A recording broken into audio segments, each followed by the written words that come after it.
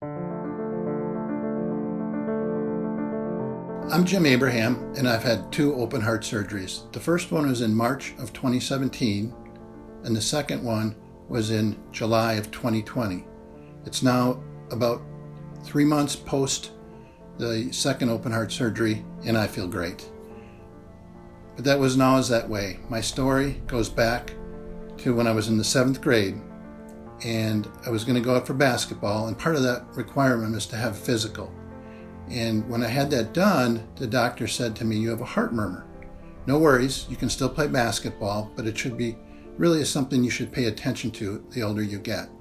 Fast forward the calendar 40 plus years, and everything was good in between. It was very active. But then in 2016, I ended up having kidney surgery. And when the surgery was over, my heart had some strange fluttering, arrhythmia issues, along with very, very slow heart rate. And the kidney surgeon said, you really should get that checked out. So at the end of 2016, I went to the Minneapolis Heart Clinic, and they went through the usual tests, and they did an echocardiogram, and they diagnosed my heart with a mitral valve regurgitation. And they pegged it at mild to moderate, actually. So I was surprised, but at that point in time, there was no symptoms. So I felt, it's time for a second opinion. And also, I've not had a thorough physical. So I ended up going to the Mayo in Rochester, Minnesota, and they did a thorough physical with a focus on my heart. And they came back now, and this is early 2017, January.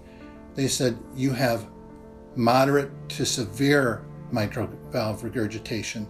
And they showed me on the echo that you could see that a leaflet had broken loose and was literally fluttering around.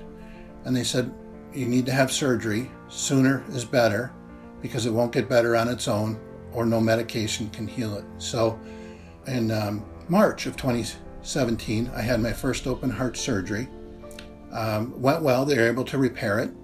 And I was in the hospital, in and out, in 5 days.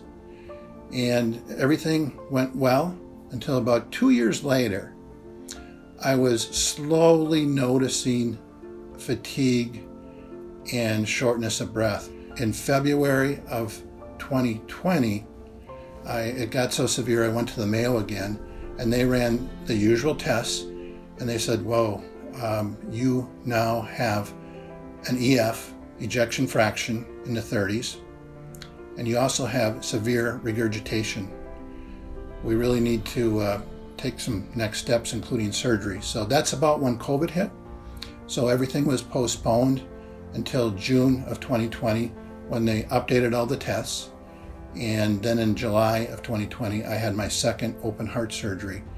And this time it was a different leaflet that broke loose compared to the first surgery. The first surgery was still intact, so there was no issue with that. It was a different leaflet that broke loose. So I thought for sure I'm going to have a replacement this time with the mitral valve, but they were able to repair it.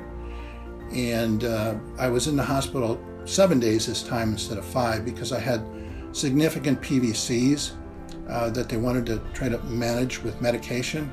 And they did. It took a while for them to calm down, but after about 6 weeks, they did calm down. And today I'm doing well.